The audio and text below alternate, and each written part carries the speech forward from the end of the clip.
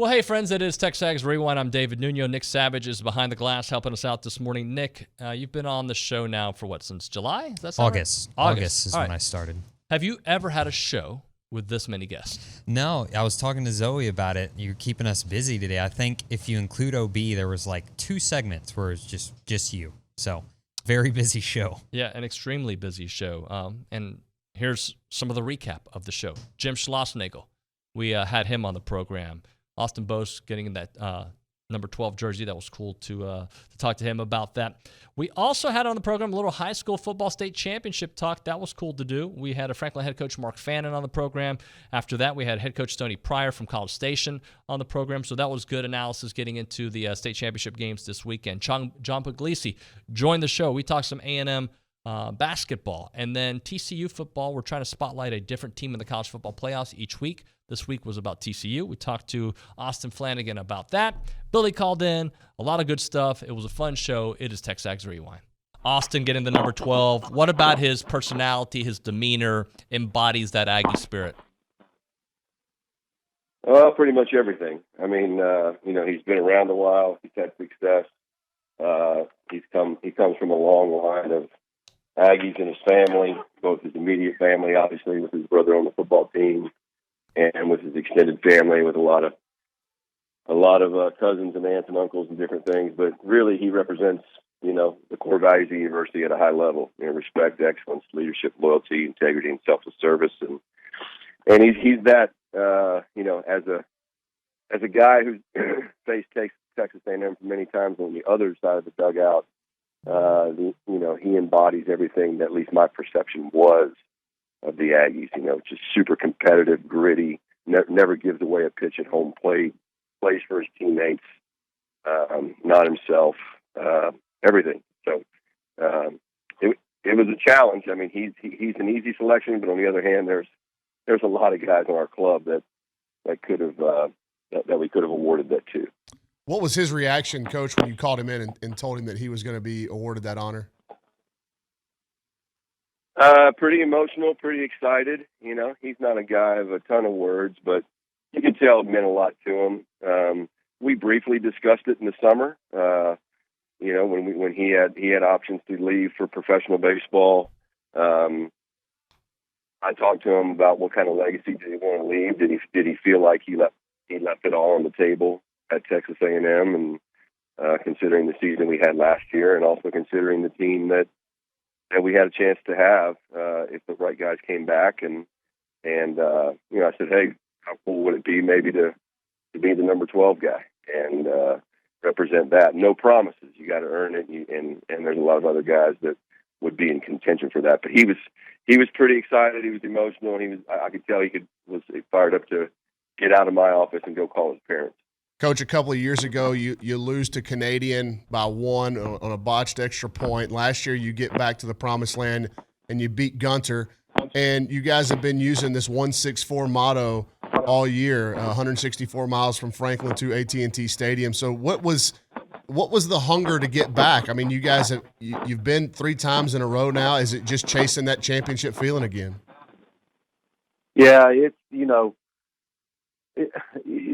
last year was special. The last 2 years were special. Ever since that 2020 game when we lost that heartbreaking loss against Canadian with a few seconds left in the game, these kids really,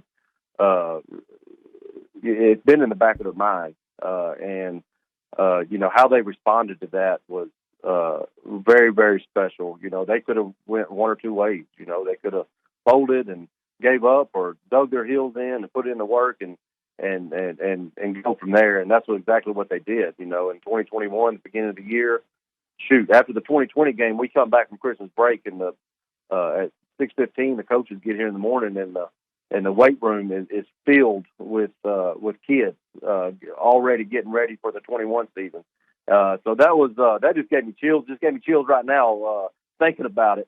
And then they worked their tails off last year and earned that state championship, the first ever here in Franklin. And it was very fun to be part of, be around.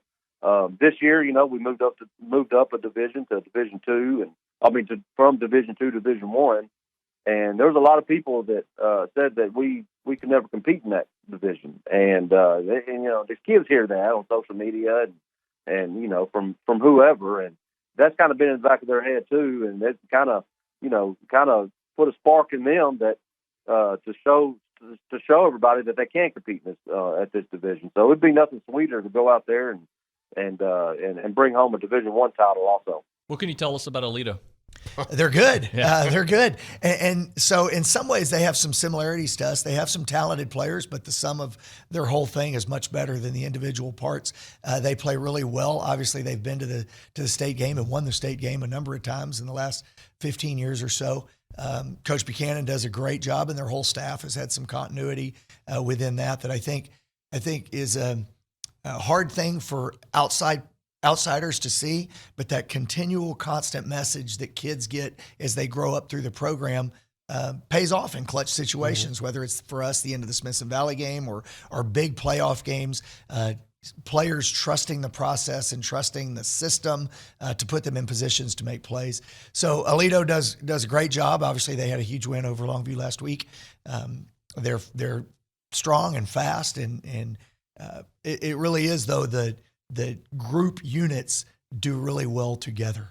I don't think there's any doubt, Coach, and I hope I'm not breaking any news to you, but you're going to be a decided underdog going into that game because of, they call themselves Titletown, Texas, but in 2017, they were decided favorites in that game as well, and you guys were able to pull the upset for that first state title. What's the message in the locker room this week from you to your kids? So, our kids have done a great job all year of having the 1-0 mentality. We just want to go and do our job, and we've kind of expanded 1-0. Obviously, it means we want to win the game.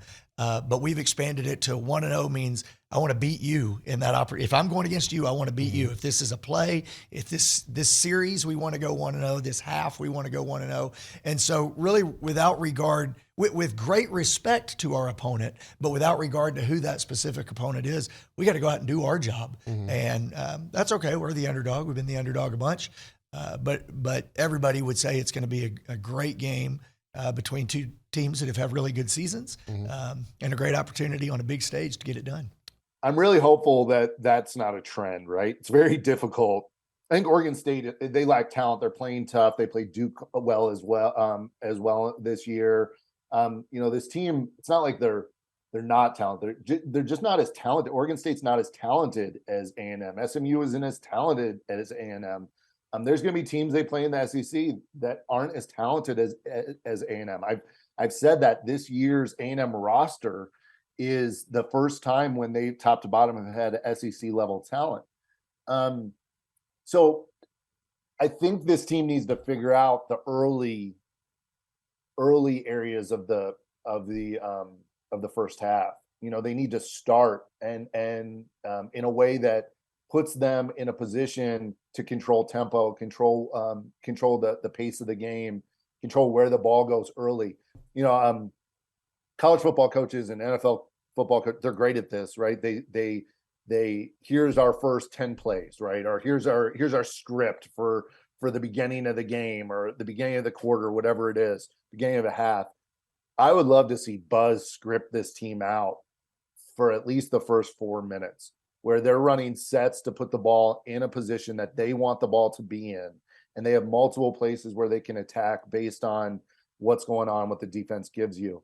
I feel like oftentimes to start the game, this team is a little bit too loose.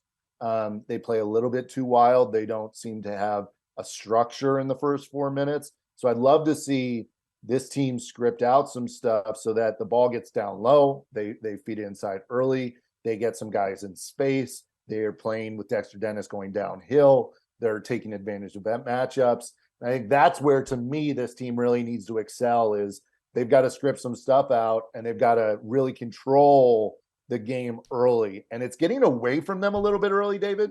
And I think that's a piece to me that they need to fix now, because what happens is you end up playing a game like Colorado. You start poorly and then you just can't come back. They've been okay here as of late, making runs in the second half, but SEC play, you go down 10 or you go down 12 or you go down 15, you're going to be in trouble. So I think they need to script some stuff out a little bit more and take advantage of some of these matchups. What did you make of the rotation this past game? I mean, we knew that it was going to happen eventually, right? I mean, you can't play 10, 11, 12 guys in high level college basketball. It just doesn't work like that. Obviously, Henry Coleman only played 19, 20 minutes because sickness and different stuff. But I liked it. I think having Hefner back is good. I think that helps. We talked about Solomon Washington last week. I like what Solomon Washington gives. I'm interested to see what he does with Andre Gordon, because Andre has been a road dog, right? He's been a guy. He's been a pit bull the last couple of years. He's a great teammate. He's a great leader. But Andre, from a talent perspective, probably doesn't belong on the court as much as some of these other young guys or new guys. And I'm curious to see what happens with him over time. I think there's a value in him being on the court, but how much does he get to play and when does he get to play? I think that stuff matters. Michigan's a very interesting team for me. J.J. McCarthy has changed the way this Michigan offense kind of is. And they still are a run-first team, and even though without Blake Corum, Donovan Edwards is still a very talented running back, still one of the best running backs in college football. But with JJ, this is his first true big stage moment. I grew up around JJ McCarthy. We're from the same area, and we went back and forth throughout middle school and high school. He went to a local high school around mine. So I've seen JJ kind of grow into this role, and he was kind of pushed into this role from a start. And it's going to be interesting to see how he truly shines into this moment, because what this matchup is for TCU, you're going to find out just how good our secondary is, because I believe that the key for TCU is to dedicate to stop the run and let your secondary play on an island the whole game. Be like, you got to go up against Ronnie Bell and Roman Wilson, go at them, be able to cover them, because we're going to be we want to make Michigan as one-dimensional as possible. Yeah, that's difficult. But that being said, TCU, the term team of destiny is thrown out too much, but the way they've been able to come back, and really the only time they didn't do it, it came down to a yard. So, other than that, when they fall down, they always find a way to come back. They do, and that's on the coaching staff, and I think a lot with Max Duggan, just willing his way and letting his teammates know, just because we're down, we're not out of this fight, and we're going to do everything we can, because it's truly a trait in a quarterback you can't teach, and that's a mentality that I truly think that you're born with. And this Michigan team is going to try to punch TCU in the mouth early. I mean, Michigan fans are seemingly looking past this. I have some Michigan connections out here in Chicago, as there are many of them out here, and they're really looking forward to the national championship. They're saying, TCU is going to be a good game, but we're Michigan, we're bigger, we have better athletes, yada yada yada. We're going to worry about SoFi and the rematch against rematch against Georgia, or the rematch against Ohio State. So they're kind of overlooking us. I hope the football team's not, even though J.J. McCarthy did say he's more worried about his social work final than he is about TCU's defense not too long ago. All right, nothing witty. You know what to do. Tell them what to do, Nick. You got to like, you got to subscribe, you got to comment, you got to drop your state championship predictions in the comments, share with your friends. Yeah, that's about it. Awesome. Retweet the rewind tweet. And, yeah. If this was a real operation, we would have to redo that entire thing. Exactly, but it's staying in. It's staying in. You know why? Because I like it better that way. Thank you so much for watching. We'll see you next time.